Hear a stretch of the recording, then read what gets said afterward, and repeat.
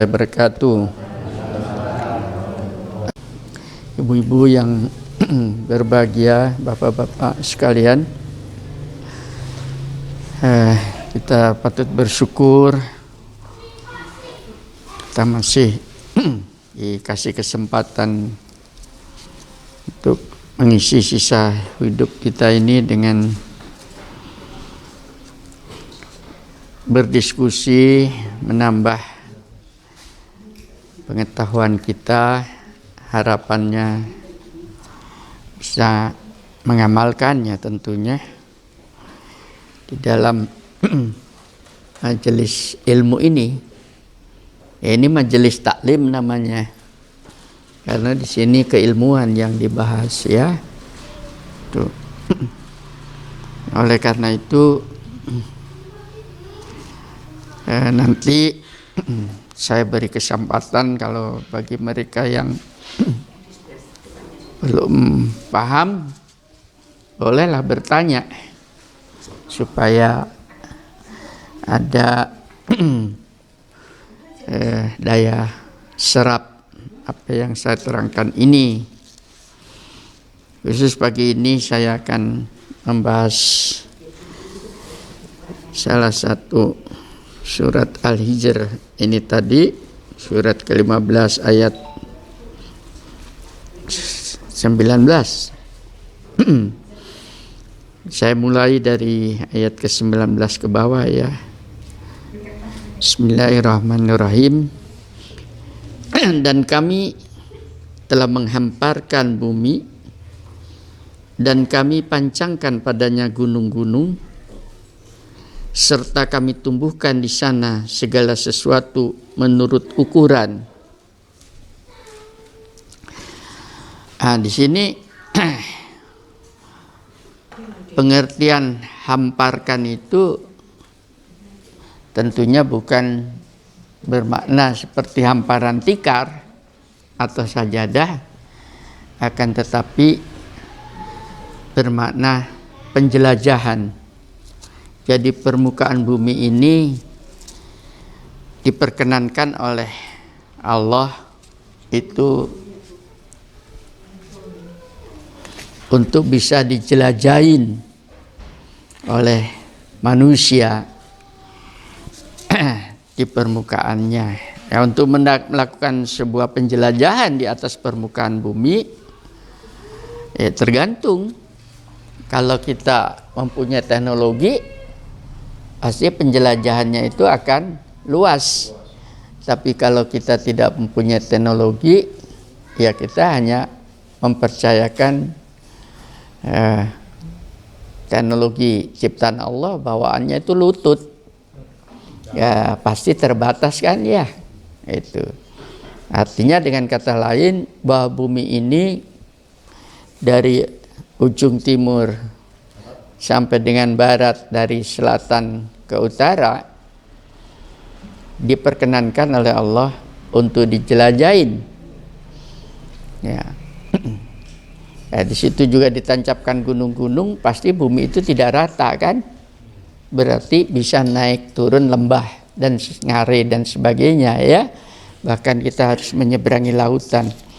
Itu sebuah kenyataan dalam kehidupan.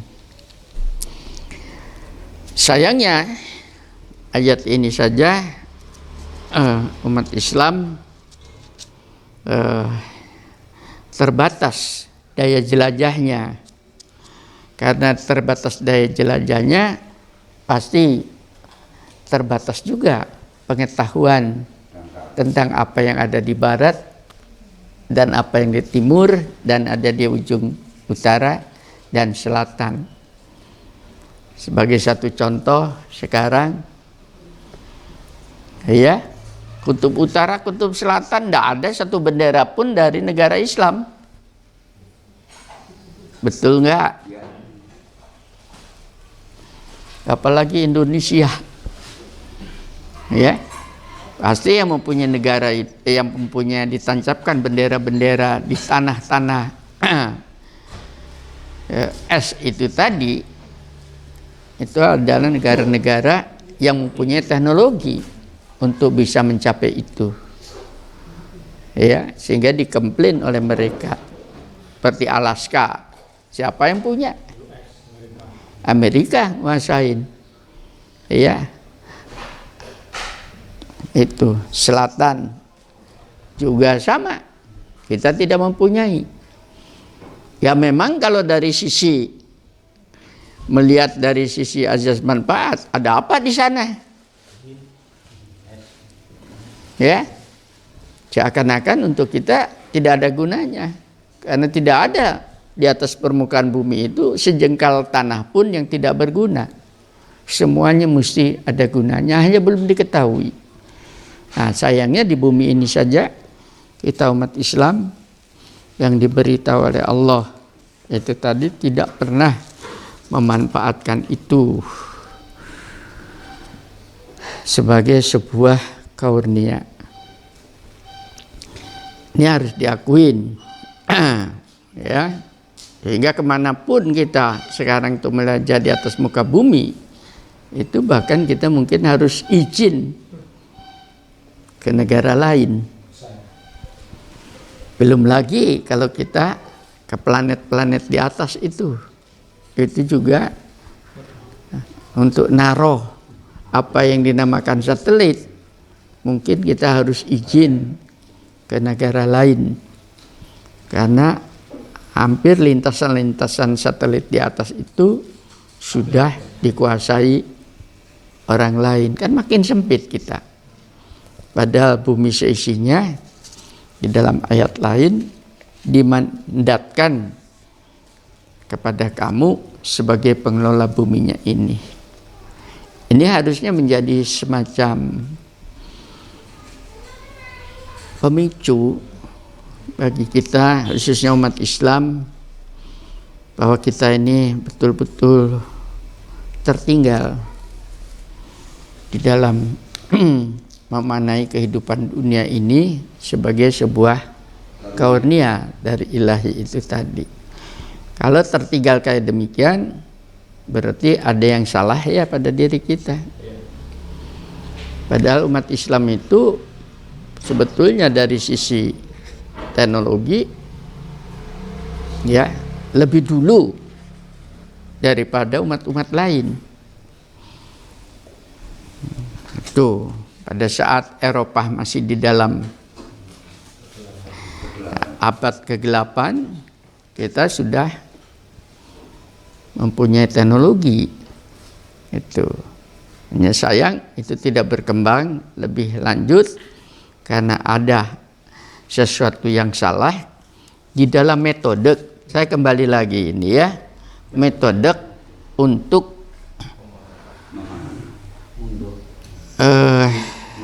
mendalami Al-Quran sebagai sebuah informasi pengetahuan untuk kehidupan duniawiyah ini tadi.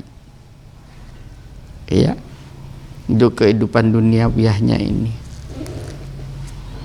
Yang dengan kehidupan duniawiyah itu diharapkannya itu akan kemudian berdampak kepada kehidupan akhiratnya. Itu diberikan oleh Allah. Nah, kelemahan-kelemahan ini harus disadari oleh kita, sehingga yang akan datang harusnya terjadi perbaikan. Itu yang pertama. Dan kami pancangkan padanya gunung-gunung. Kenapa istilah dipancangkan? Karena memang gunung ini di dalam ayat lain adalah sebagai pasak bumi. Ya. Kan pancang berarti kan masuk. Ya. Bumi itu. Nah, ini informasi gunung saja harusnya menjadi sumber pengetahuan tersendiri. Ya, bahwa bumi ini tadi itu akan goyang, akan menjadi tidak stabil kalau tidak ada gunungnya. Itu ya. Jadi dengan kata lain, kalau Pulau Jawa ini banyak gunungnya, berarti di situ pada dasarnya Pulau Jawa itu tidak stabil. Bisa diikutin ini.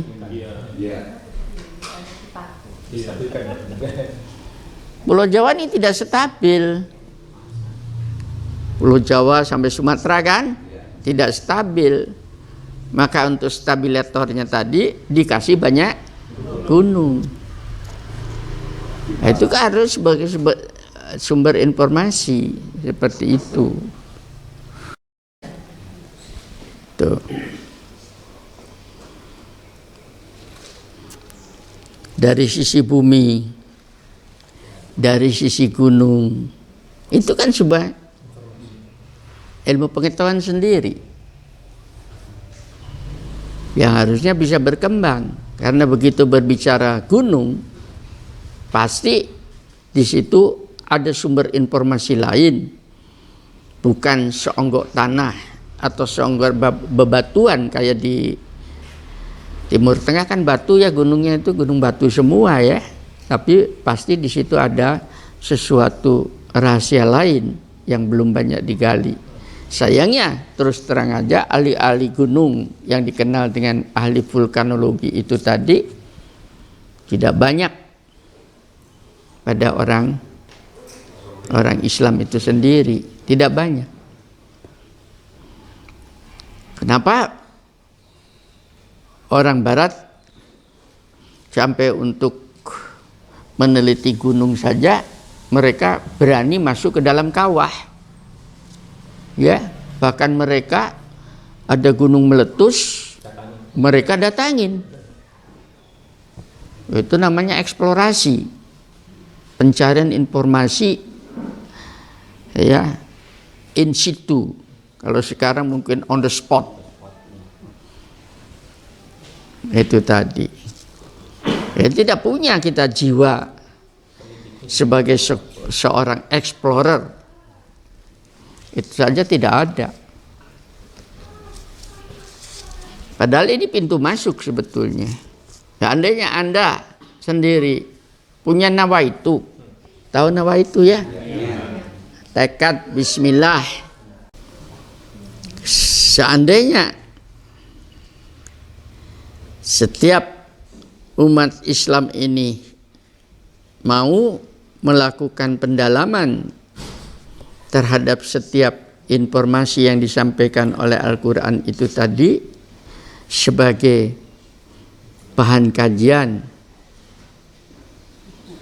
untuk menghidupkan Al-Quran, untuk menghidupkan Al-Islam di atas permukaan bumi itu tadi, jadi ahli gunung itu saja dengan nawaitu yang saya sebutkan itu tadi, ya. Kemudian mati di jalan itu namanya fisabilillah. Jadi jalan untuk fisabilillah itu banyak. Nah, orang yang berjalan di atas jalan tadi itu yang dinamakan kaum mujahid, kaum yang berjihad di jalan Allah untuk menghidupkan, agar supaya setiap kata-kata di dalam wahyu ini tadi menjadi sebuah keberadaan sesungguhnya, bukan hanya sebuah teks ya yang tidak ada konteksnya apa-apa dengan gunung itu sendiri. Itu. Saya tidak pernah melihat misalnya di sekolah-sekolah yang belajar Islam, di situ mungkin jurusan vulkanologi. Jangankan jurusan, mata kuliah vulkanologi belum ada.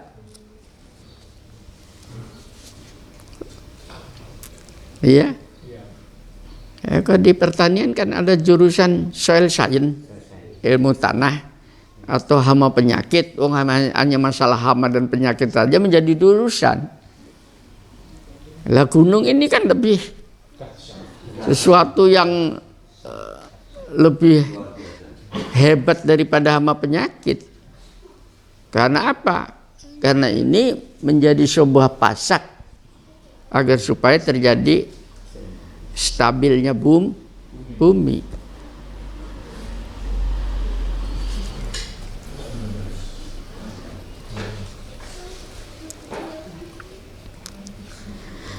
Bisa diikutin ini satu-satu ya. Kita memperbaiki ya cara berislamnya ya, cara beragama kita ya. Terus terang saya sampaikan juga nanti ke teman-teman melalui YouTube nanti yang mengikuti YouTube saya ini ya. Itu cara berislam Anda itu belum tepat guna. Yang ada adalah emosional. Tidak rasional. Selama Anda masih emosional, maka tidak mungkin akan memikirkan tentang masalah gunung saja, tidak mungkin. Emosional. Itu.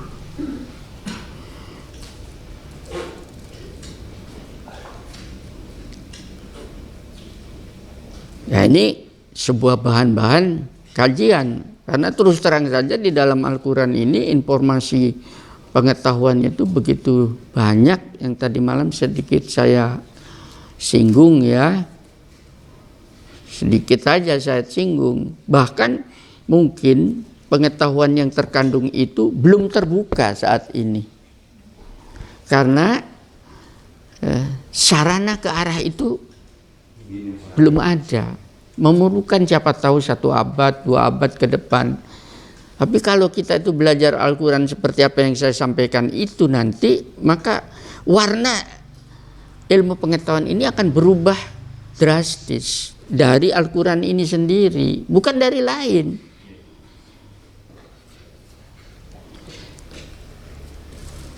Ya, tadi malam itu saya kasih contoh, Quran secara eksplisit menerangkan, aku jadikan makhluk melata itu dari air. Kan begitu ya? Dari air.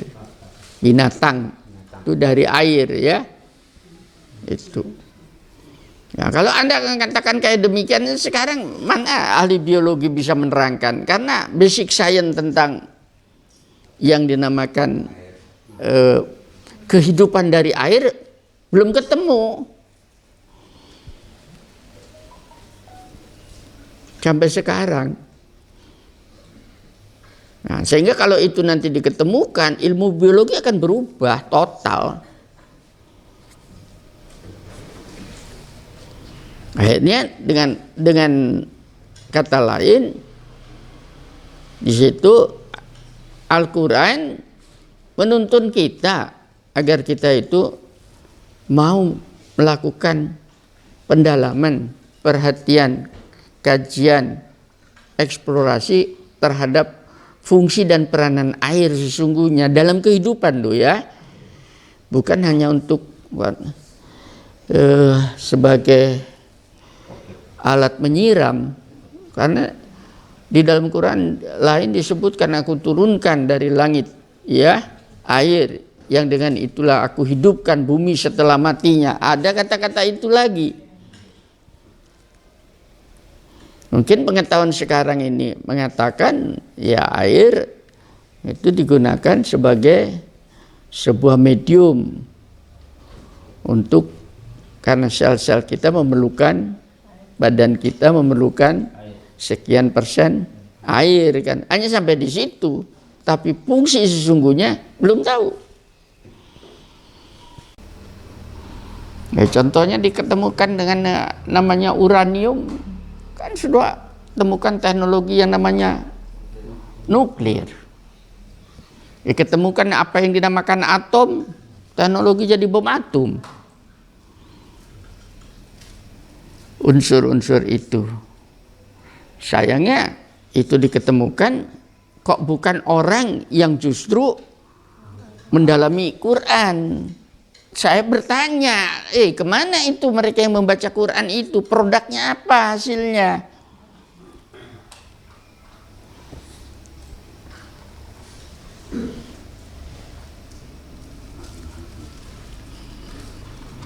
Tidak menghasilkan apa-apa.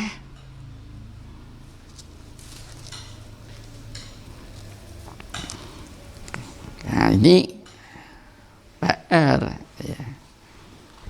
Kalau untuk kita, generasi kita mungkin dah terlambat ya untuk melakukan itu. Nah, tapi kan kita belum terlambat dengan waktu, paling tidak dengan ide ini kita investasi sebuah ideologi baru di dalam kita mengejawatakan nilai-nilai ilahiyat ini di dalam bermasyarakat. Ini saya memang merubah.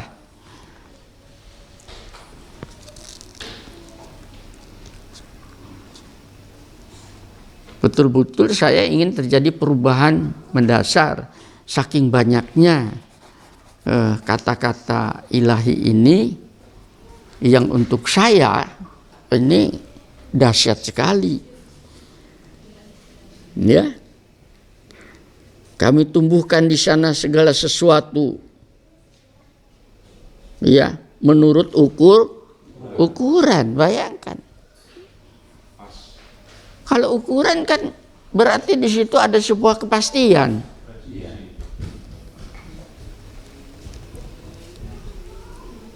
Itu.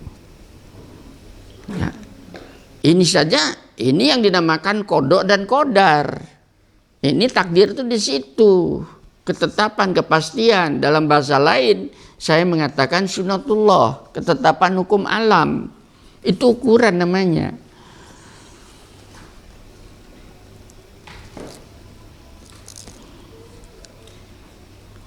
Nah, kalau saya tanya sekarang, mungkin kepada teman-teman yang mengkaji Quran, yang wiritan Quran, ya, itu, kamu tahu nggak curah hujan bulan Januari, Februari di Jawa Timur saja, paham ya?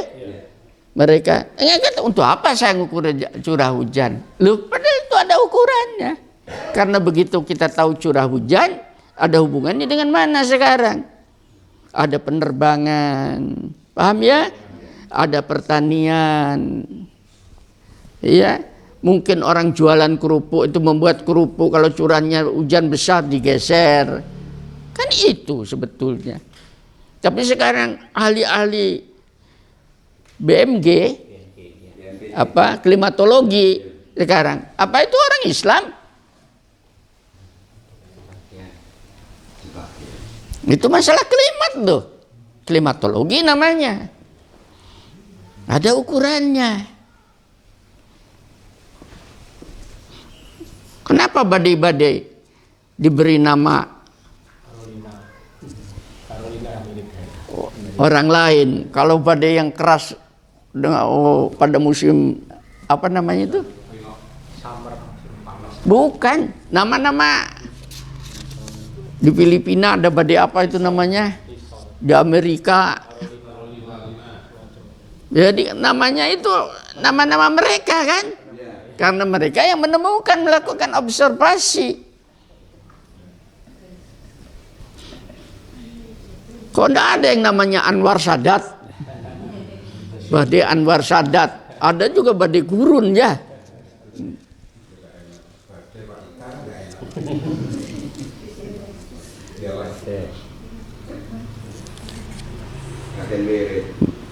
Pernah lihat badai gurun? Nah, saya waktu haji 2015 kemarin tuh turun sudah kena badai gurun ya. Betul-betul gelap, gak tahu saya. Nanti coba dicari coba. Nama badai gurun itu apa nih? Coba ada nggak diberi nama? Mungkin namanya orang Barat justru yang memberi nama. Iya. Kenapa tidak orang Islam? Itu ada ukurannya.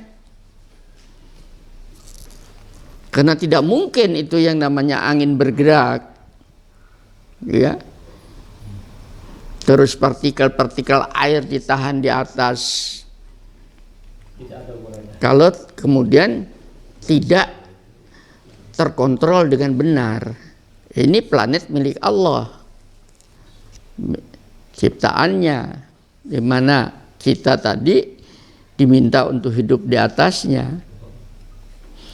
Makanya belajar agama itu ini, ya, mulai sekarang begitu ya.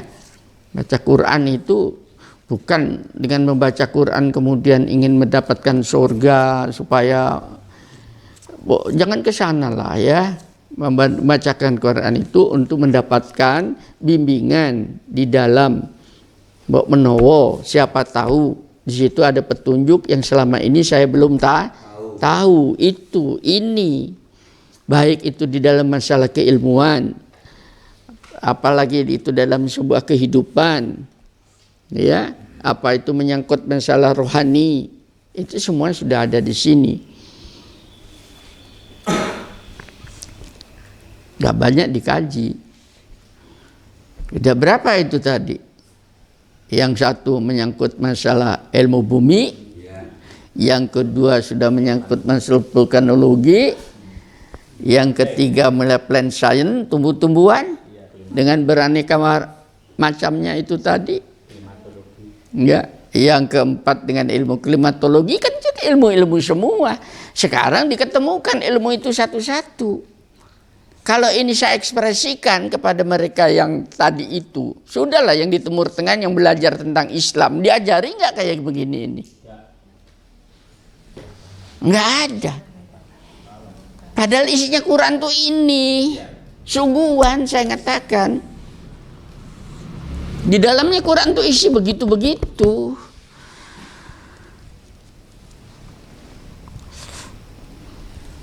Ngopi maneh. Ada yang mau tanya silakan ya, supaya terjadi, karena saking banyaknya kadang-kadang tumpah, saya kasih tumpah ya, makanya kalau dalam kajian seperti ini tadi saya katakan apa yang ada di dalam pengetahuan yang ada Anda punyai, tumpahkan dulu, paham ya? Kalau perlu taruh di rumah. Nah, sehingga Anda datang ke sini itu dengan bawa gelas kosong, sehingga pada saat saya sampaikan informasi tadi tidak ditolak. Iya ya, ternyata ada vulkanologi. Nah, sehingga pada pulang itu ini sudah tidak usah harus sekolah tinggi-tinggi. Apa sih tentang ilmu gunung itu? Kenapa sih perlunya gunung? Sehingga pada saat pulang itu, oh ternyata gunung ini ada yang mengatur, ternyata gunung ini ada ukurannya dan sebagainya. Itu tadi ini yang akan menjadikan hati ini semakin terkagum-kagum gitu. Kagumnya kepada Allah itu bukan husuk kemudian sampai nangis-nangis, bukan begitu. Kalau itu yang terjadi itu kebohongan. Tapi sungguhan, kalau Anda sholat Allahu Akbar, setan yang akan masuk. Karena tidak mungkin Allah tersentuh dengan perasaan yang kayak terbang gitu ya. Enggak, ini tadi pelan-pelan tadi. Saya melihat sana, ya ada ukuran-ukuran. Ya, satu contoh saja. Bunga, ya, pengertian ukuran itu bukan panjang pendek. Ukuran itu bisa juga warna. Warna itu ukuran. Tadi dikatakan bau, itu juga ukuran. Rasa, itu juga ukuran. Ukuran-ukuran inilah yang menyebabkan keanekaragaman pertanam-tanaman. Karena lebah-lebah itu sendiri, daya atraktifnya, ketertarikannya bisa pada warna, bisa pada penciumannya ya. Semut itu kan pada apa? Penciumannya mungkin. Ya. Sehingga dia mendatangin setiap yang nganis kan begitu. Anda percaya taruh gula satu saja, tinggalan, tahu-tahu semutnya udah banyak. Padahal tadinya tidak ada. Ya. Karena dia sudah punya ukuran. Saya kemarin ngajar S3 di Fakultas Perikanan dan Ilmu Kelautan, ya, tentang filsafat ilmu, filsafat sains dan metode ilmiah. Saya tanya di situ ada seorang mahasiswa saya, dia jadi mana di kedinasan yang lain lagi, ada yang dosen. Saya tanya, ada yang bisa menerangkan enggak pada saya kenapa ikan salmon itu dia bisa kembali ke tempat dia menetas? Nah, kalau ada di antara Anda yang bisa menerangkan kepada saya, sudah langsung saya kasih A. Ya, saya kasih A sekarang. Ya, datangnya itu hanya absensi saja, presensi administrasi. Tolakan itu gak ada itu. Loh, gini kok menjadi dokter semua. Ternyata tidak tahu apa-apa kan? Hanya ikan salmon. Ya. Saya tanya lagi. Kenapa ikan di laut itu airnya asin, kok tidak ikut asin?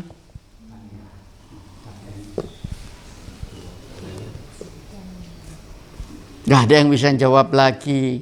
Duh, saya katakan, wah saya ini ngajari TK ini. Padahal itu calon dokter semua loh ya.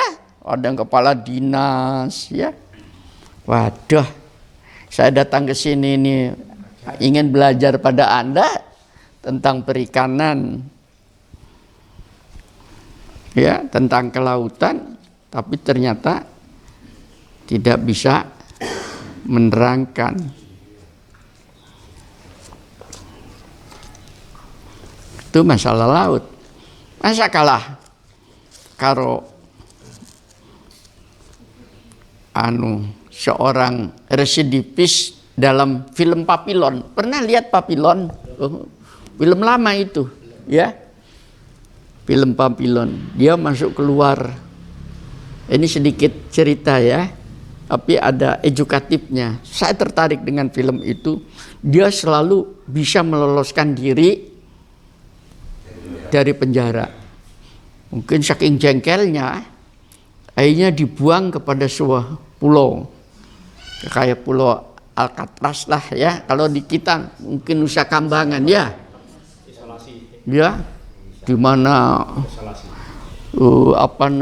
gelombangnya banyak, laut. Coba, dia bebas di pulau itu karena nggak bisa lari, nggak ada perahu, nggak ya bisa kemana-mana. Nah,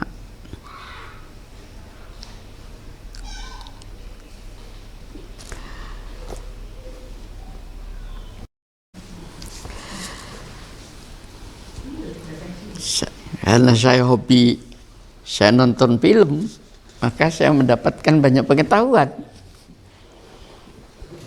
Akhirnya dia hanya pelajari.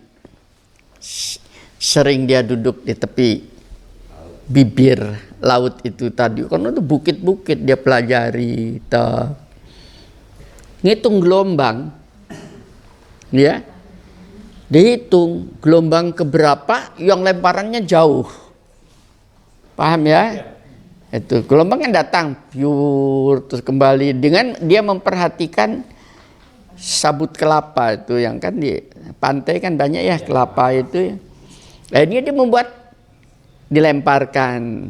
Nah, pada saat dia melemparkan kelapa itu tadi ya, kemudian yang terlempar jauh dari pantai itu, karena itu pada gelombang keberapa dicoba.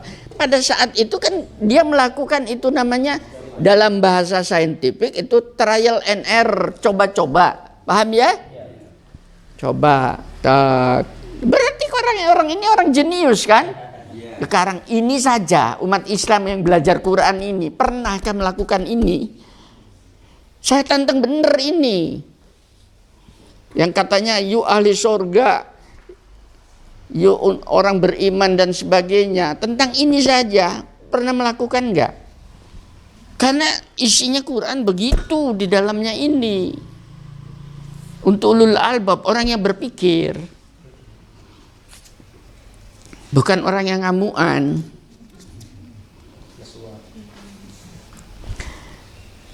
Akhirnya setelah kayak demikian tercoba berkali-kali, mungkin berbulan-bulan ya.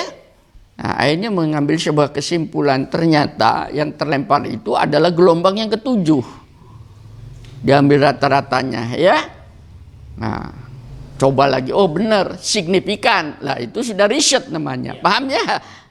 Nah, akhirnya dengan diam-diam dia membuat rakit dari pelepah tadi itu, ya. Begitu ada gelombang ketujuh, dia lempar, dia terjun, paham nggak? Tekset, udah langsung di atas rakit itu, keluar dadah-dadah ke pulaunya itu, bebas. Film itu.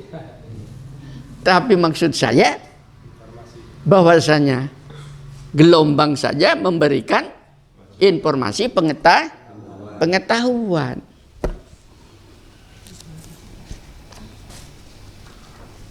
Itu sungguhan kita itu. Gimana itu?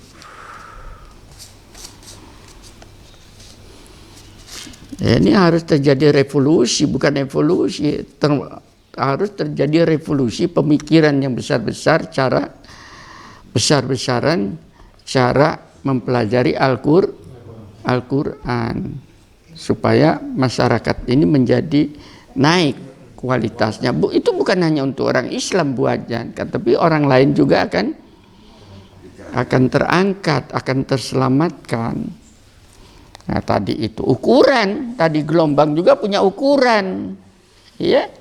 Sekarang kan ukuran gelombang digunakan untuk apa?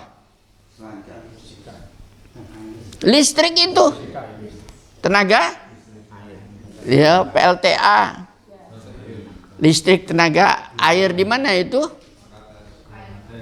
Di Keraksan ini, Python itu, PLTU ya. Oh, PLTU kan tenaga uap. Ini bukan tenaga uap, tapi tenaga gelombang. Itu mengeluarkan energi itu.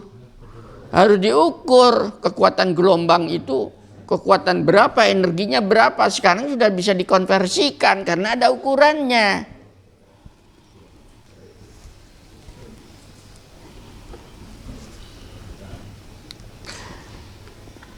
Ada kekuatan gelombang yang tidak bisa terduga dan tidak bisa dikuasai oleh tenaga manusia. Itu yang dinamakan tsunami. Datangnya kapan, kekuatannya berapa, mengatasinya bagaimana, sampai sekarang belum ada teknologi. Kan tidak bisa tsunami kemudian dibacakan Quran supaya tidak terjadi, tidak bisa, disikat. Iya, pasti. Tolonglah jangan gemampang ya, tidak seperti itu. Bukan seperti itu. Allah menciptakan Al-Quran, menciptakan agama itu untuk orang Islam menjadi orang yang menyalahgunakan di tempat yang salah.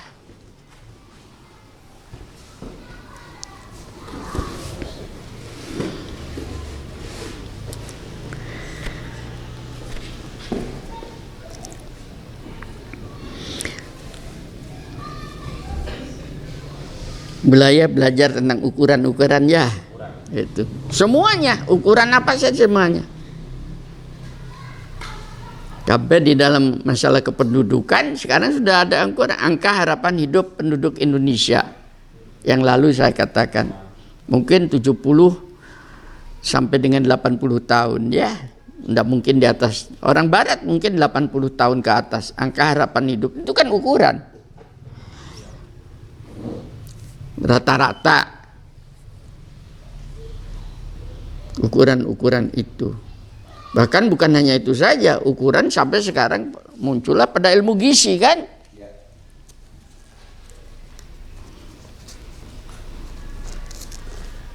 Jangan kamu banyak makan karbohidrat. Kenapa?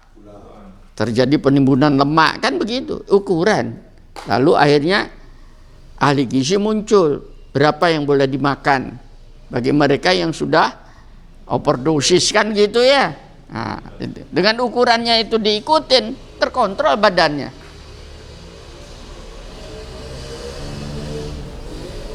Ahli gizi kan bukan orang Islam.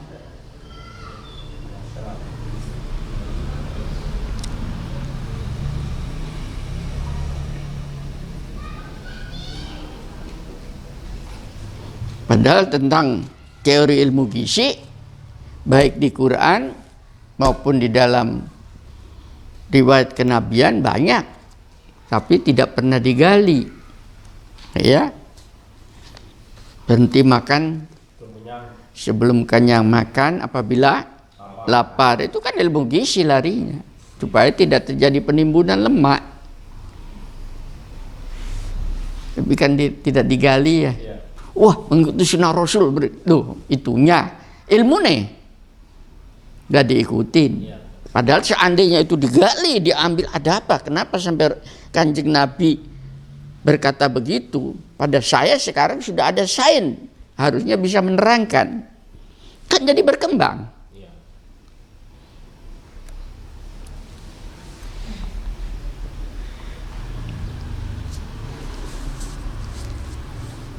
Contoh lagi, makanlah sambil duduk ya, tidak berdiri atau berjalan. Bukan hanya masalah kemudian saya mengikuti sunnah Rasul, akan tetapi harus dilihat aspek lain yang lebih daripada itu.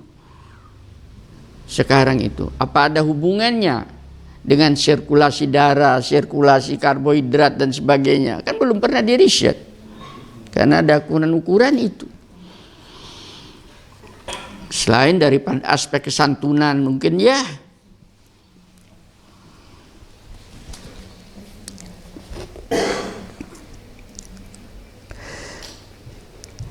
Dan kami telah menjadikan padanya, yang ke-20 ya, sumber-sumber kehidupan untuk keperluanmu.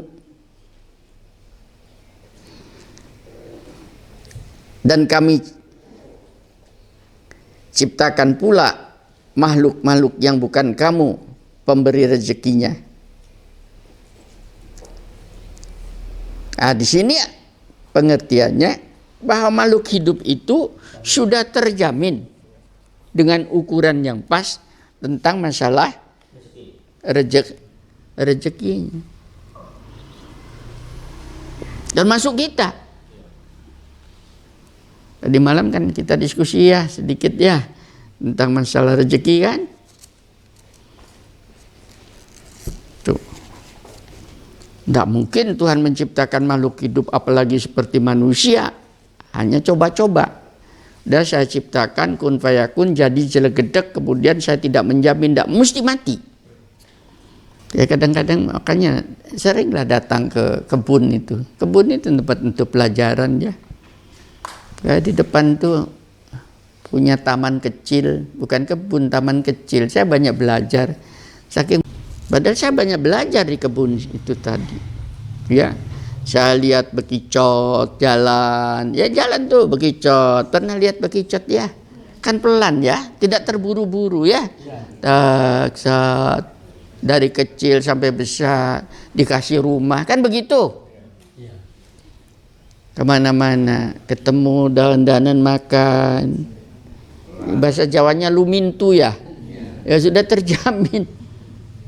Udah hanya begitu saja sudah hidup. Saya lihat laba-laba, ya tanpa diajari, dikasih pengetahuan tentang bagaimana dia membuat rumah dan sarangnya itu sudah beber. Laba-laba, sarang kamu itu tadi. Dengan kayak demikian ini kamu bisa berdomisili di situ dengan sejahtera. Tentang rezekinya bukan, tidak usah kamu lari-lari, itu akan datang sendiri. Betul?